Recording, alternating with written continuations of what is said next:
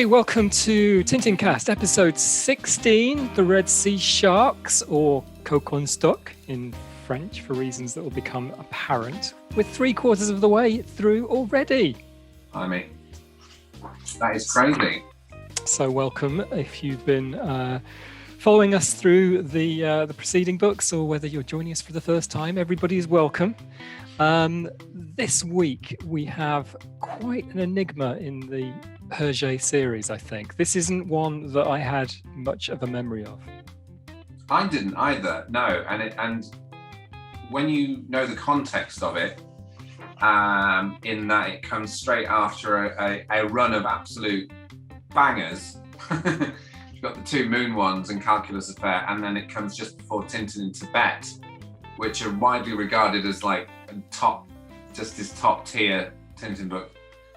This one's a bit of an odd duck, isn't it? It is.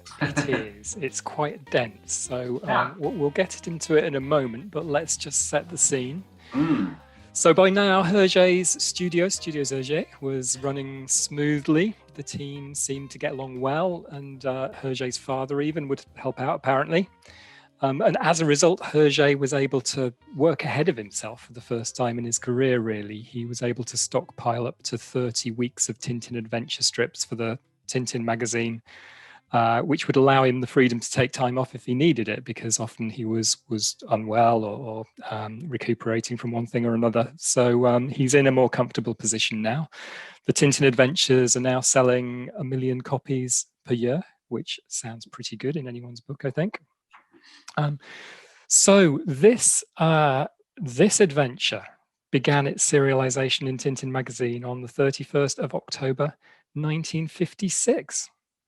So very, very post-war by this stage. The war is, well, they're sorting out a lot of things in Europe and the world. But this is, yes, it's an odd one, because leading up to the Moon episodes, Destination Moon and Explorers on the Moon, you've got a very curious one too. And this feels like it's kind of the culmination of that, which is Land of Black Gold. Because Land of Black Gold was started before the war, finished after the war. Red Sea Sharks feels like a sort of companion to Land of Black Gold, in that it's got a lot of great stuff in it, but it's also a kind of a best of. It's kind of like, it immediately begins with we've bumped into General Alcazar, at the movies. And then it's gradually, characters come into the book like that throughout the book. Oh yeah, look, it's him. Oh, look, it's her. Oh, look, it's him. So it sort of feels like almost like a best of Hergé. Yeah, there's a lot of, it's not really a continuation of Land of Black Gold, but there's enough similar places and characters. You've got Mullah, you've got Ben, Kalish, Azam, you've got Kalish, Abdullah. Abdullah. Yeah, you've got a Abdullah, lovely child, Abdullah. You've got Hamed, the land of Hamed, and so lots of similar things going on here. And I love, you're right. I love the way that Alcazar is introduced on the first page with this spectacular coincidence. It's he came out of the cinema saying it was just unbelievable. The coincidences like that don't happen. Yeah. And I think this is kind of Hergé at the start of the book trying to tell the readers to suspend their disbelief a bit, because you're going to get loads of characters that crowbarred back into the book in the most kind of ridiculous way in many cases. But I like it. I like what he does. Apparently he was reading a lot of Balzac at the time, and this is something that Balzac would do in his novels. He would reintroduce this wide range of characters that had first appeared in other novels in his back catalogue. Reading Balzac, knocking back Prozac, as the Blur song goes. Yeah, and it's got a lot of fun elements in it. I think, Calculus is in there quite early, rocketing past on a pair of roller skates, and the Thompsons turn up quite early, and Jolly on Wag does, again, repeat his presence in this one as he did in the Calculus phase. He's back, because it was obviously a big hit in the Calculus Affair. So they wanted to get Jolly and Wag back and basically have chaos at Marlinspike Hall. What's that you've got there, Marcus? This is a book that some wonderful person got me for my birthday the other day, and thank you very much.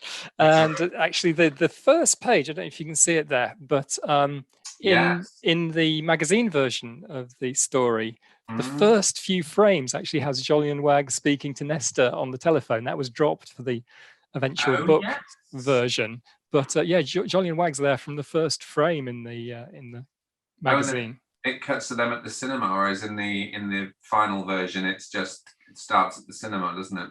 But yeah, it's an unusual book in that, and I wonder if it's unusual because of everything that's gone before. You've gone through the war years, you've gone through Red Rackham's Treasure, Secret of the Unicorn, and that's just this incredible adventure. Then you go through Land of Black Gold, which is a bit unusual. Then the two Moon ones, which are enormous.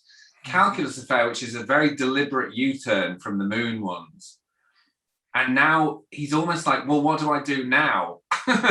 I better get some favorites in there. I better get them on an adventure. I better get some crazy stuff happening. So, we'll get Abdullah, we'll get the Thompsons, we'll get Jolyon, let's get the gang together. And it's almost like he's deciding, what are we going to do? It is based on a true story again. I mean, rather like Calculus Affair before it, it's inspired by a news story that Hergé has read. He's seen in a magazine that there is this continued existence of the slave trade within the Arab world, in which, African pilgrims from Senegal and Sudan are being, they're heading to Mecca to worship, and they're being enslaved on the journey. And so he fictionalizes this as the airline is Arab Air in the book. And but again, it's based on that true story of relatively modern slavery. Yes, it is. It's almost like Somali pirates type story, isn't it? They get instructed. And what I love, there's a nice little touch about it. At one point, Haddock is dreaming and he wakes up and he shouts something like, abandoned ship or all hands on deck or something. I can't quite remember, but it's like he's dreaming of his pirate ancestor days. He's dreaming of Red Rackham and Haddock's ancestor. And Sir Francis Haddock, I was trying to remember his name. And then there is a pirate theme. It's kind of like he's remembering, and it's like Hergé's put that in to make you mindful of piracy, We can talk about this later, but Diego Gonzola, the protagonist in this book, actually shares quite a similarity with Red Rackham, I think, from the earlier books. It turns out obviously not to be. It turns out to be someone else entirely. Yeah, and again, this one felt, I'm endlessly comparing this book series to the Indiana Jones film series, but this one feels like Temple of Doom again, in that there's a plane crash, they've been sabotaged, the plane goes down, there's people after them. There is a bit where they go to what looks like the temple at Petra, which they put into Indiana Jones: The Last Crusade. But yeah, it feels like it's got that sort of, it's almost like a companion piece in another way to Crab with Golden Claws, because you've got Haddock and Tintin on camels in the deserts, firing at people. And so again, it feels like a sort of best of. It feels like an amalgam of all the things you love about Tintin that he's decided to do. The reason I think he does this next week, the next book, he does Tintin in Tibet, which is a completely singular vision. This one I feel like is a sort of classic Tintin adventure that you're like, oh, this is a fun one. This is a escapist.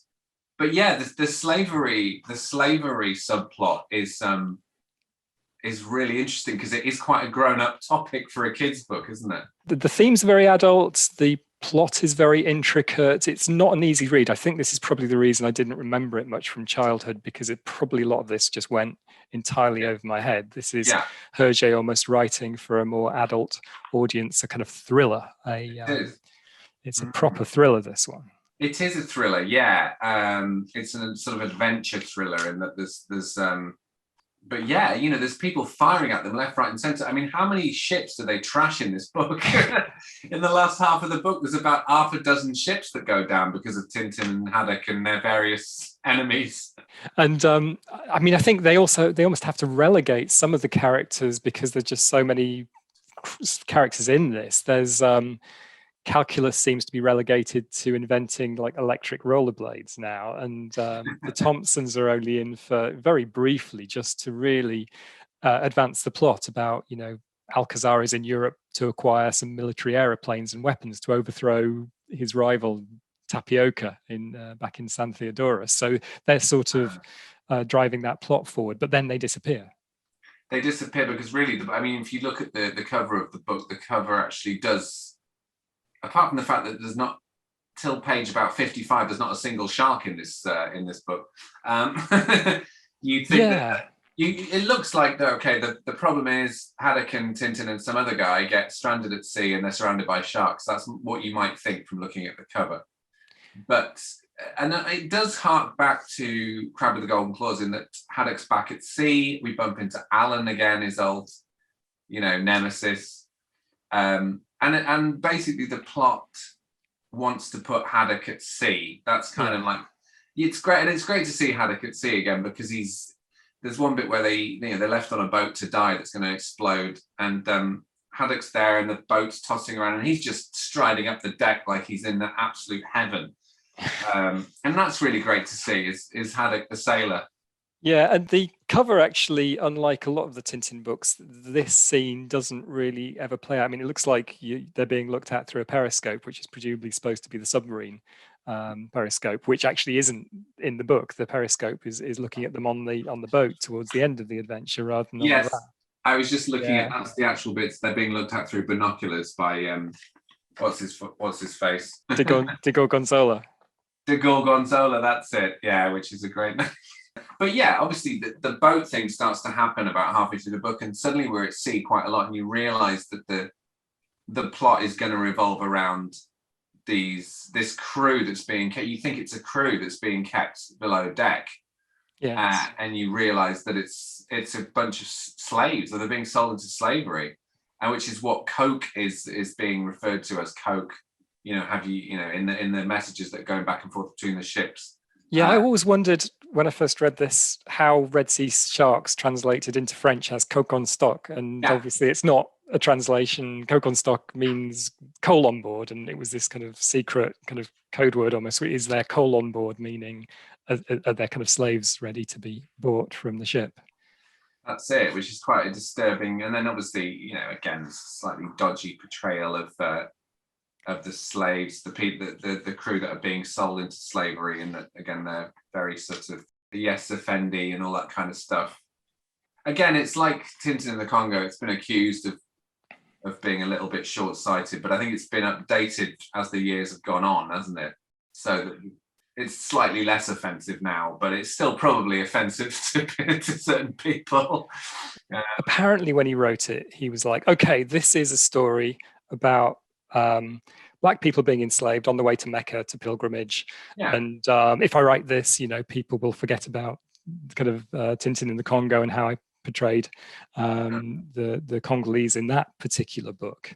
But then manages to get himself into a real mess, because the way he portrays the blacks, as they're referred to constantly in my version of this book, it's the blacks, you know, all the blacks down in let's go and say, you know, see how the blacks are. Yes. The way that they're drawn as sort of slightly grinning imbeciles, and they don't have much, you know, that they are this kind of massive humanity, and they don't really have much independent character between them. They're not, and we know that Hergé is the thing that he does most brilliantly is characterization, and he'll put a lot of character into each of the people in his books by the way that they're drawn, by the things that they say, by the kind of the way that they're kind of moving. But in this case, again, he draws all of the guys in the hold as just being these kind of grinning imbeciles, and they're all smiling and can't wait to get downstairs to kind of stoke the boiler. It's like yes, it is a bit like this sort of Tower of Babel thing, isn't it? That these are this sort of swarming masses. Yeah, I think massive humanity is a good way of putting it, and it's a good point actually, because he does character. I think this is why he gets accused sometimes, because you know, the way that the Nazis portrayed Jewish people was of a certain caricature, and I think Hergé's done a little bit similar here. I'm not saying Hergé's a Nazi. I'm not saying he's no. I'm not talking that, I'm not being that black and white, but yeah, they are portrayed as a caricature, you know, of people rather than. You kind of see the way that he draws, you know, Japanese, Chinese characters in previous books, you know, all really well differentiated.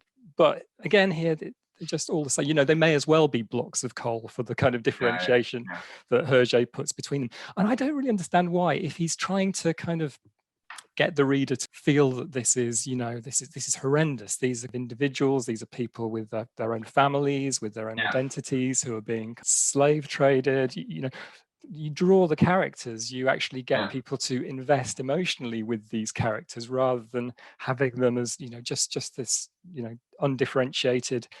And then you get them kind of coming out of the hold and obviously attacking the first white person they come across, and you've got this kind of crazy scene where the captain starts punching them, and then Tintin is sort of blasting them with a water cannon. It's like, and I don't, I mean, I'm not, you know, that I'm not into, you know, banning books or any of this. You know, we get complaints that we're kind of too politically correct and things like that. I just think that Hergé has a platform. He has the ability to shape young minds, and he just doesn't take the opportunity. I mean, it's like the whole thing. By this time, I mean, we're late 1950s. We're 20 years beyond, you know, the casual racism of Gone with the Wind now.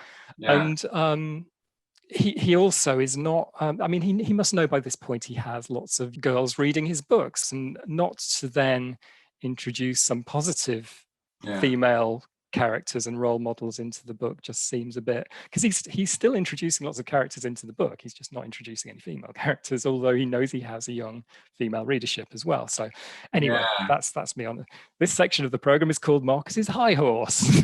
No, but it's a good point as well, because I think, you know, people who complain about political correctness are ignoring the fact that the reason there is a need for political correctness, and I'm not a fan of censorship. I'm not a fan of banning things. I think you should be able to.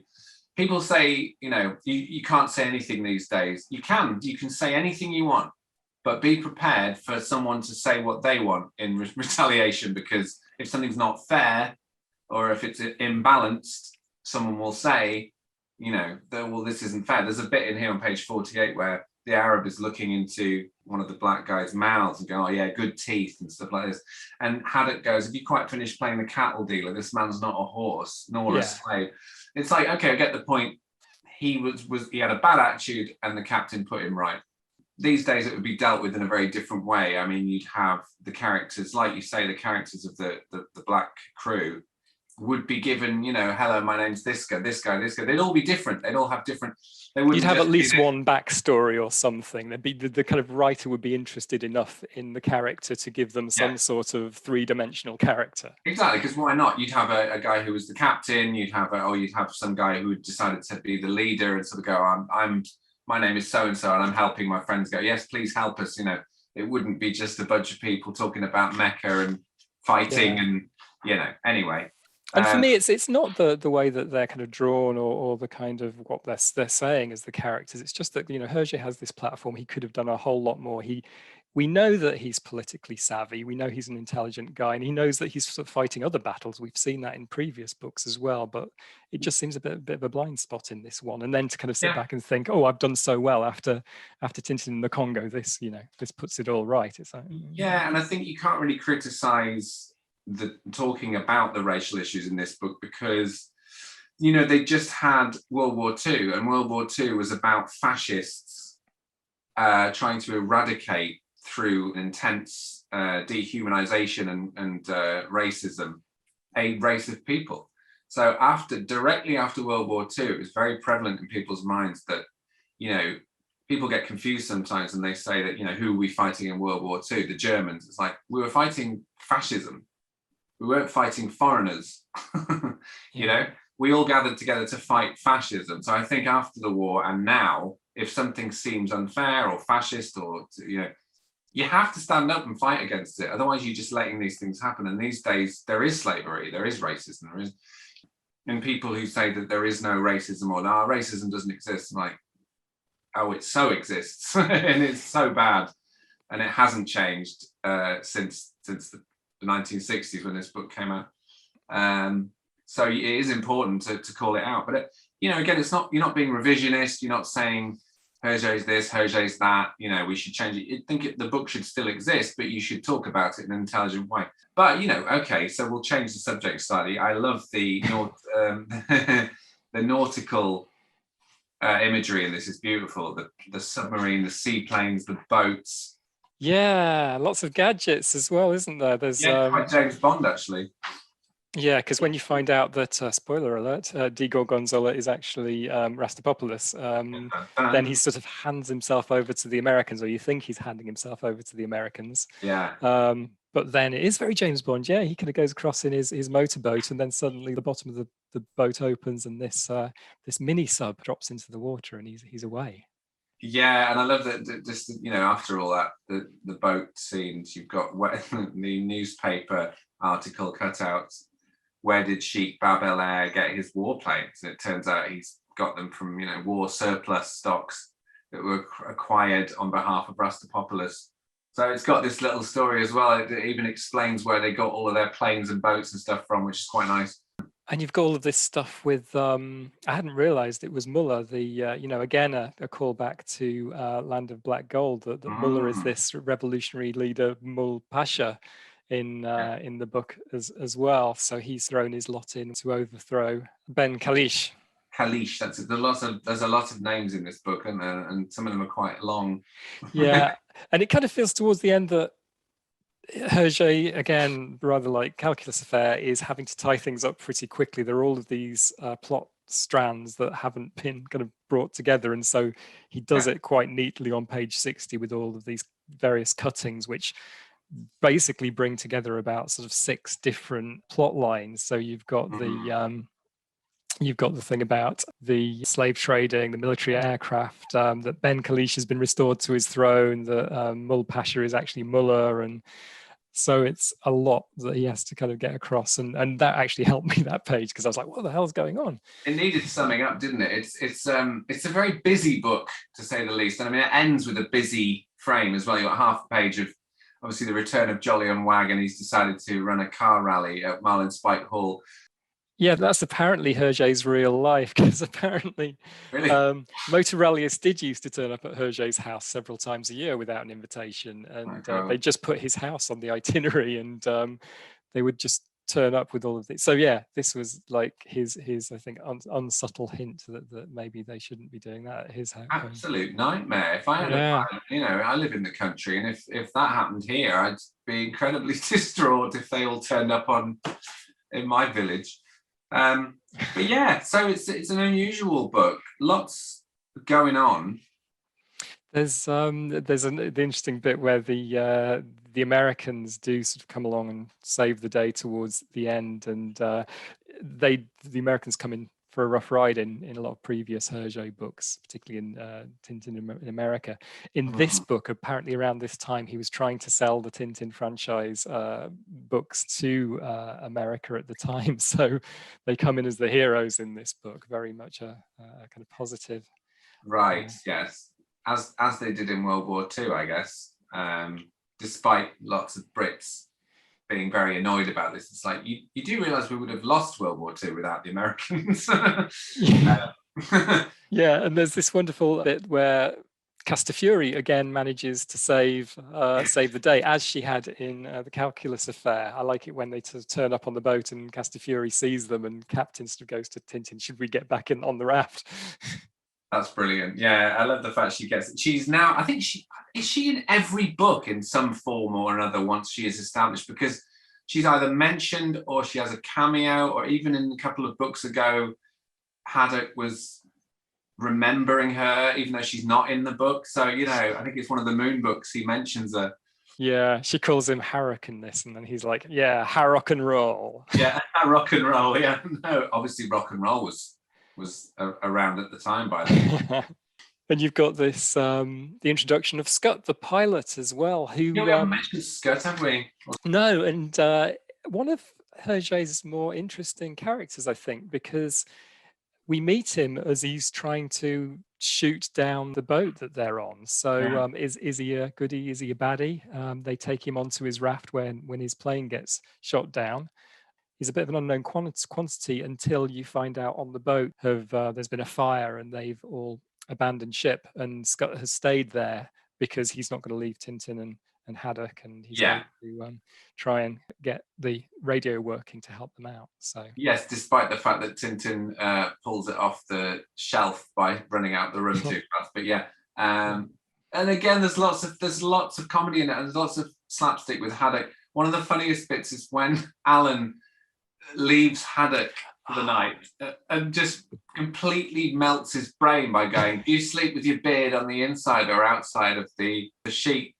And Haddock's lying there all night going, "Outside, inside, outside, inside, outside," and then deciding whether or not she'd have a drink. Yeah, that's right. He's lives with a bottle of whiskey and like some kind of riddle. Yeah, it's like if someone says, "Don't think about breathing." All you do is spend the next half hour thinking about breathing. It's like, oh my God, I take it for granted. I don't want to think about it. But yeah, that's a great little moment. So it's got a lot of fun bits in it. And Snowy doesn't have much of a role here, but he does try and save the day. But Tintin by this point can't understand what Snowy's trying to say to him when he discovers the ticking bomb on the plane. Well, that's it. He discovers the bomb and says, "Please pay attention to this." Then the plane catches fire and crashes. Then Snowy's like, "Please come and look at this." And Tintin disappears. And then the bomb goes off, and you think, okay, it turns out Tintin was thrown clear, and Snowy was just getting Tintin's hat. So it's like, okay. That's fine. They're all right. But it was a weird way of doing it. I thought he was going to alert Tintin to the bomb. Tintin was going to see the bomb. There's actually another great bit with Haddock around then, isn't there, as well? When the bomb goes off and Haddock realizes that Tintin has just gone back to the plane to find out what Snowy was trying to show him. Yeah, with the whiskey. And he's got his whiskey and he doesn't know whether to save the whiskey or feel bad that Tintin might be dead. I know, and that shows you what a problem he's got, doesn't it? He's like, and he runs and he drops it and then he goes, "Oh, for God's sake." Oh, anyway. Hergé, rather than working with the entire studio at this point, he was working quite closely with Bob Damore on this particular book, and they actually did quite a lot of research work to get the model for the Ramona boat. They travelled on a Swedish cargo vessel from Antwerp to Gothenburg and back, and they sort of seemed to spend their time drinking, taking photos and sketching for this book. Sounds like heaven. Sounds like a research trip that you'd want to take, doesn't it? You want to go on a boat and get drunk and just take pictures? Yeah, right. Okay, so let's think balls. And how many balls will you be giving this one? Well, this probably seems a bit stingy, but I'm going to give this one a 5 out of 7 because it's not a favourite. It's very well done. It just, for some reason, it doesn't quite hit the mark for me. Much as I enjoyed reading it, I markedly didn't enjoy reading it as much as some of the others. So it's been a while since we dipped down to 5, hasn't it? But yeah, I give it a 5. Okay, I'm going to give it a 6. I think it's the thrilliest thriller of the series, if that's such a thing. Yeah. I think you're right. There's almost too much going on with these multiple plot lines and hidden identities and these coincidences that are abounding everywhere. But I thought that it was, quite a spectacle, and it wouldn't be out of place as, sort of James Bond film plot or something like that. It was quite an adult read, which I guess I quite enjoyed coming back to it, and probably didn't really appreciate that at the time. But, having given it a 5, which seems a bit stingy, I can see this, and I don't know anything about the next Tintin movie with Spielberg and Peter Jackson, but I can see some of this making its way into that movie. I think it would work very well as a part of a film. But I don't know. I'm sure they'll intricately weave 2 or 3 books together. Loads of content anyway. Loads. I liked it a lot. I like all the Tintin books, but this is, probably, as I was reading it, I was thinking, it doesn't quite hit the heights for me. Yeah. I think you're right. Let's see where Hergé's at. So the Red Sea Shark serialization in Tintin magazine ends on the 1st of January 1958, and it's published by Casterman in book format the same year and translated into English by Methuen in 1960. On the surface, of course, Hergé's life is seeming pretty idyllic by now. He has his studio team around to help the work on Tintin. He'd take his Porsche and spend weekends in his country home, walking, playing tennis.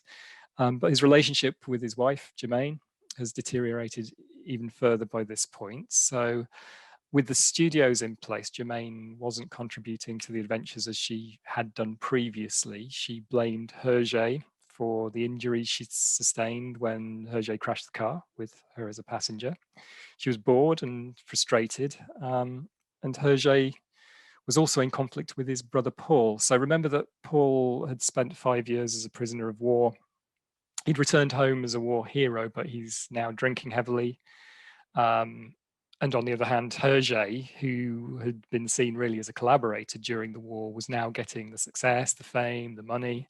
So there was friction there as well. And things are about to get a lot more complicated for Hergé, because in 1955, the studios recruited this 20-year-old female colorist called Fanny Vlamink. And Hergé and Fanny would often work together late in the office of an evening, where Fanny would stay behind to attend night classes in the city. And in late 1956, during the making of this book, the two started an affair. And soon the news of that affair spread across the whole studio, and the team weren't particularly happy. One employee confronted Hergé, saying, "Do you think this little girl would be so interested in you if you were a streetcar conductor?" And Germaine also sensed that something was wrong. Hergé had become very distant. Yeah. So things come to a head, second half of 1957, again during the making of this book, around Hergé's 50th birthday and the couple's 25th wedding anniversary. Hergé finally tells Germaine about his affair with Fanny in the November of that year. But Hergé didn't really know what to do. He wanted to be with Fanny, but he couldn't bring himself to let go of Germaine. And remember, Germaine is being counseled by this Dutch clairvoyant, but Jacquenot.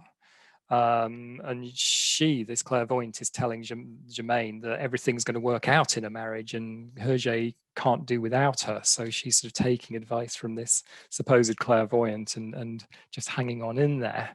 So really, as a result, the bad situation just trundles on, and Hergé then begins to experience these terrifying white nightmares. And this is the emotional turmoil that really forms the backdrop to next week's adventure, Tintin in Tibet, which is really quite a stark and personal work for Hergé. Yeah, Tintin in Tibet, which we won't talk about this week, but next week, is it's a work. I'm not saying in terms of the score, it's a work of art in terms of it's clearly an artist expressing himself in many, many ways, visually and emotionally, Tintin in Tibet, whereas this was obviously a fun bit of escapist adventure. So yeah, Tintin in Tibet's a real sort of momentous book, isn't it? It is. So, I mean, let's talk about these over here, because this is another thing you've very kindly bought for me for my birthday, which is The Adventures of Hergé, which is sort of a book in Tintin style, really talking about Hergé's own life. So you can see it there. It's quite beautiful. So I've yet to dig into that. Yeah, and weirdly, it was your birthday yesterday. I received on the same day in the post.